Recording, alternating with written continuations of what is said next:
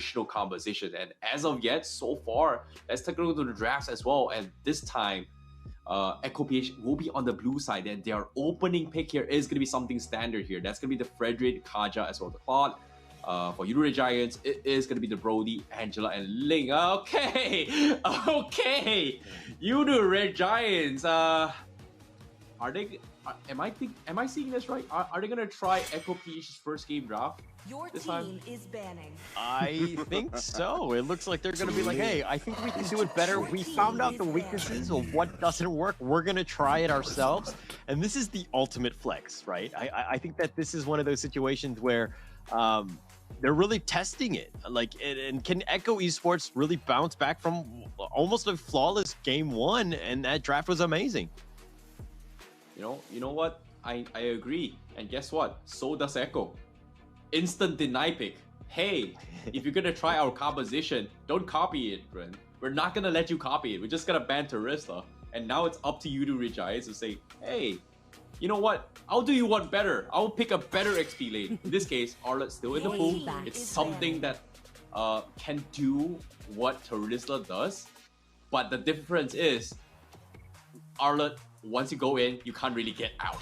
So I would say a hero that can get out here, Echo, just pretty much banning off all the potential XP heroes.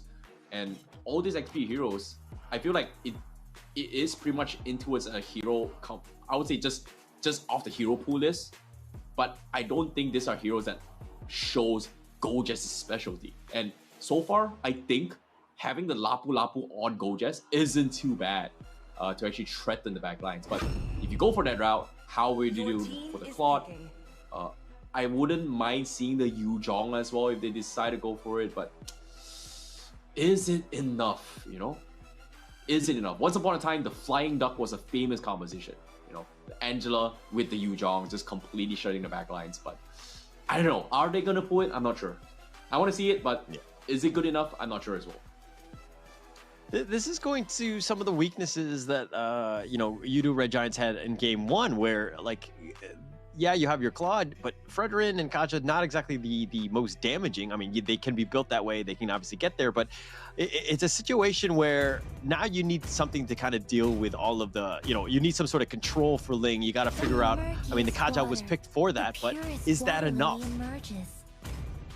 Ooh, good question here. Very, very good question. But okay. Karina jungle. So that is gonna be the XP Fredrin coming from Echo PH. I like this. Like previously, Divine Judgment set up for Farsa not really did enough damage, but with the Karina, pretty much secures the kill. With the Kagura as well, pretty much secures the kill. I think Echo PH is still adapting from game number 2. They were afraid of the choke kicks. The Purify kind of limited their mobility a little bit here, but with the Kagura, you have this in-game build Purify, so I guess this is going to be the adaptation coming back from PH. But Yudu, what are they going to do? Arda it is again for Goldjess, so they are sticking to the comfort here. Adaptations will be made, but this draft, I feel like Yudu Red Giants definitely has a little bit of an easier composition to play. But when it comes to execution, Echo PH's composition isn't too bad if you think about it. Actually, I kind of like both of them. As weird as to say, they're both very balanced. They both have options. It's really going to come down to that team fight, that first initiation, right? Like that map control, that, finding the right angle of attack, right? Because if the Cho gets on you, you're gonna have a rough time. Is it gonna be the Yaoi on the Kaja? Is it gonna be with the Divine Judgment pull? Like, how those fights are gonna start is gonna just dictate how almost like this game will go. Whew, this is gonna be a very, very important match coming from both teams. Now, whoever wins this series will have that upwards momentum going into the next one here, especially in these group stages here, where the top 3 team will advance into the main event. And that's something that I don't think either of these teams wants to be in this position if they lose this series, considering how far both teams has adapted here. So I want to see how things go. Like Echo PH, they have a very unique draft. They have a very unique one indeed. But if they do not snowball with this Karina, things are going to go south real quick here. Whereas Yudu Red Giants, They have so much macro aspect, and I like it. I love both sides' composition. All right. It's going to be game 3, of course. This is Echo Esports Judo Red Giants. We're going to go into this one right away to kind of start things off. I think that there's just everybody needs to ensure that their side, you know, the Karina, the Lings of the world, everybody's getting the right amount of farm because there's just too much at stake at this point. But as I say, that Zyda will start one, and that's a huge win for them. How why are you doing like Pancake? Hello, like you've done this 2 games in a row. You expect Echo PH not to adapt? And hey, you know, good read coming from Echo PH, but now Judo Red Giants, they have no choice but to play with a 600 deficit right from the get-go. It isn't too bad, but Sanji now gonna be in a little bit of trouble here. But at the same time, wait, let me recollect what I just saw. This is a Mage Angela, right? Yeah, it is a Mage Angela. So once again, Judo Red Giants in a very similar position from game 1 though. They don't have enough magical damage. Like, their entire magic composition will be designed around ZQT, and Echo PH can just itemize accordingly. And in this case, they are going to try to force a fight now. Zeki's going to be looking, staring them down. Zyda shows himself, and ZQT might actually die to this. And he is going to get picked off. Oh my god, feels bad. Feels bad for Judo Red Giants. Feels bad in the sense that Zach actually tried to flicker to safety. Thought he was fine. They tried to push the initiative, but just unable to get away. And Zyda showing up at the right time. And you were talking about how Karina needs to get the farm. 2 kills to the name already. Looking to start the turtle. This is looking to be a perfect start, at least for Echo Esports. Yeah, this is great. This is huge as well. They've got double adaptive strikes coming from Zyda as well as Sanji. There is still a lot of damage that can be done. And I feel like right now, Judo Red Giants, they need to respect that this Ling is not going to be able to contest Zyda at all. And speaking of contest, bottom side though. The flicker play, the energy eruption. Sanford's like, I got him. Just make sure you knock him down because the rest of his team is right there. And Zyda and Sanji will help secure that one. This is smart. This is smart coming from Echo PH. They understand the draft of what Angela is really weak at. Like, they play this really well, but hold that thought for now. Judo Red Giants, though, they do get a nice kick onto Sanji. That's the longest kick I've ever seen as well. And Sanford now forced to pause the fight. A Bracer Rock connects him too. It does a lot of damage, but where's the follow-on? Here he comes. It's going to be Zyda with the mega kill. They trade him off, but Echo PH were able to get a little bit of trades here and there. Okay, this is like it looked like Sanford was trying to call for his friends, called the cop. You know, he's like, buddies, I'm getting jumped on. And then your buddies get you and you've already been beaten up. Like, no real chance. I felt like the timing on that could have been a little bit better, right? Yeah, I agree. You know, when it comes to timing, definitely they just weren't expecting to have a super red Ultra Instinct. Yaoi going for the cheeky plays though, but he will be able to get out for now. So that's a little bit of small wins coming from Judo Red Giants. But the question still remains, right? How do they play this? Because Echo PhD know perfectly well how to deal with this Angela Ling composition. Punish Angela when they're alone. In this case, Demon Judgment comes in. Judgment! Right onto Pancake. He's going to be killed. He just gets instantly bursted. And I mean, Echo Esports, that was a perfect like ambush. They were hiding in the bush. No real chance. Found Pancake. I mean, as Judo Red Giants, you're kind of like, if Pancake dies, not the worst thing in the world. At least it's better than anyone else, right? Yeah, and now Judo Red Giants here, swapping their roles a little bit here. They're sending Angela down mid once again. Wrong side of wrong wood, but Gojes once again, you know, showing some really man fights here. He's doing his job, but if he's not careful about this, he will be actually caught out. Zyda, meanwhile, refocusing on Turtle. That means Judo Red Giants, they can look to contest or look to punish top side. However, based on the macro map here, they're still debating if they can do so because top side, they're thinking of going for outplay. It's not going to happen here. But the kick comes in, Pancake. But where's the follow-up? Nope, no follow-up. Yeah. Disengage immediately coming from Judo Red Giants. That one I can only summarize as awkward. I mean, he got the kick. That's exactly what you wanted. But again, no follow-up. Nobody was there. But, I mean, the flicker. Stanford wants to go for this one. Gojes, that was very ambitious by Stanford. Yeah, speaking of ambitious, he gets the final stack, but here comes the hard guard to keep him alive as well. They want to turn the fight against Sanford. Sanford does have a praise draft, does the neck, drops Gojes, but he's got the sustain. And it is going to be outplay coming from Gojes and ZQT, Echo PH. Just did not expect that at all. That's going to be a big dub coming from Uduru Giants.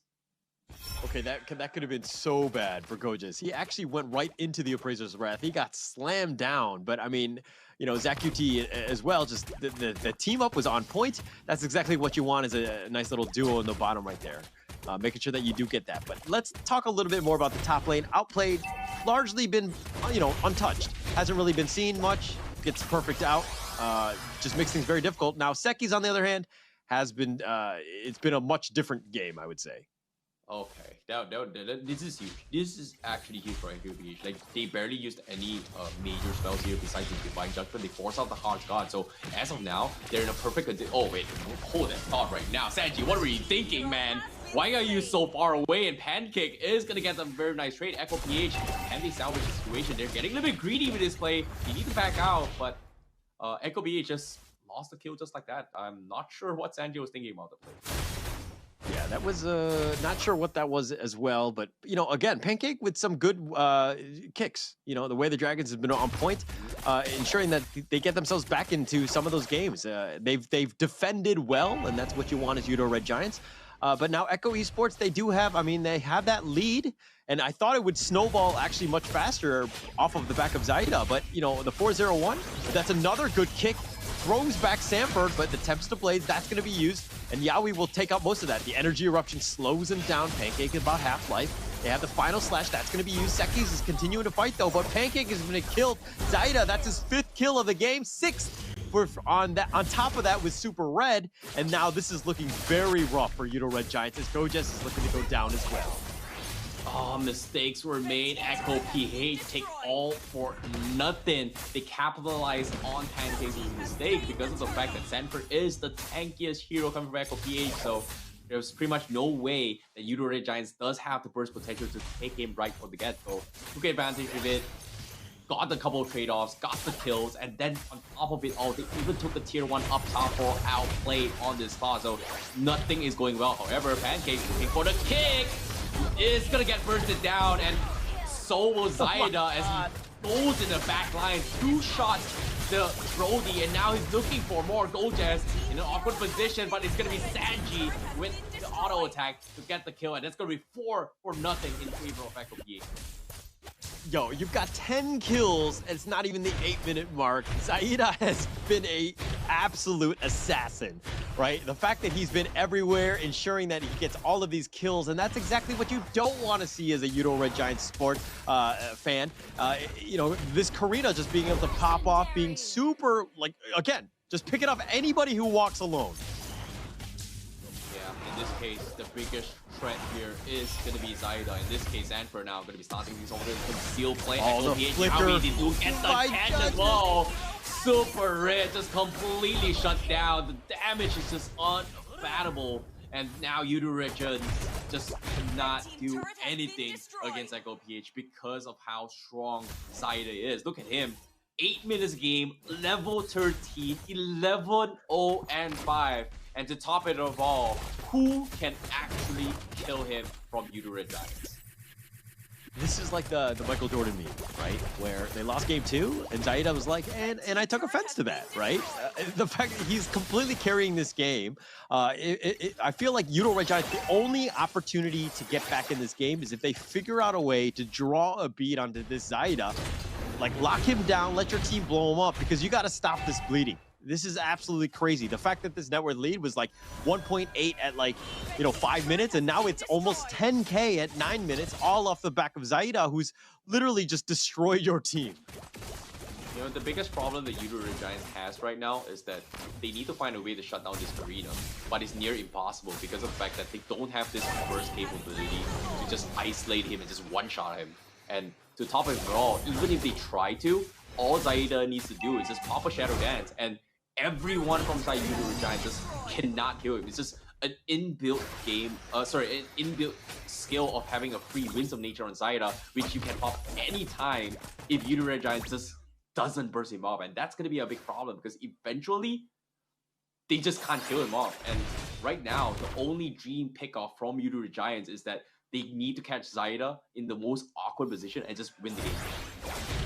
Yeah. I mean, you talk about the problem, but now this problem's on your doorstep. They've got the Divine Judgment, pulls back Sanjay, and it looks like Pancake, excuse me, he's gonna be killed. That's Zach is gonna be killed as well. Zach is going in for this one, and Super Red, Zaida just turning it up, and he does die, so that's some, semblance of hope, I would say. But the Lord now, Sekis is gonna have to just run back in, and now the rest of them are just gonna wait for this minion wave. 3 members, and it looks like this is gonna be game 3 going the way. Sekis, no way you slow this down. They focus on the base, and that's gonna be it. Echo Esports pulled this one out, win game 3.